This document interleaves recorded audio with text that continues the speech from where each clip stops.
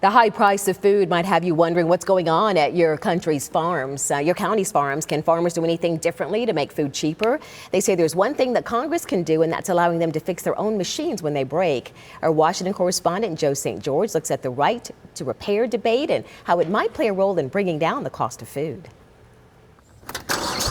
Sean Kane is hard at work on the tractor, spreading manure, getting his field ready. Get ready for the season's planting. Of course, to call Sean a farmer wouldn't be quite right. Sure, he owns dozens of acres near Providence, Rhode Island. He doesn't do this as a career. He grows food as a hobby. In fact, his day job focuses on computers and auto safety. I consider myself a part-time farmer. But Sean is experiencing something that is impacting the biggest farms and farmers in our country. Sean, I don't see any electronics on this thing. Nope.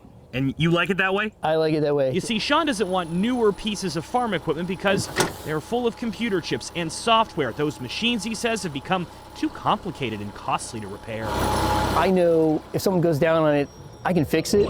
This issue of who has the right to repair farm equipment is a big issue in rural America right now. Many of the largest sellers of farm equipment say their own technicians and repairmen need to do it. I bet that one's a lot harder to work on when it breaks. The topic bringing Jared Wilson to Washington recently. He's a fifth-generation farmer from Butler, Missouri, and unlike Sean, he needs the newer machines. He showed us. You can see we've got a ton of technology in here. How they look more like cockpits than combines nowadays. This might be your camera. When his machine goes offline, delays are created, he says, waiting for specific technicians. John Deere's the only company that can come fix my equipment. Delays on the farm, Wilson says, can mean higher food prices and even an increase in taxpayer-funded aid. Some in Congress are recognizing this as an issue and have proposed legislation to force companies to start sharing their technology. A separate legal fight has begun too. If you're wondering why the world's largest tractor company doesn't want farmers fixing their own machines, the answer is on John Deere's website. Doing so creates risks related to safe operation of the machine, they write.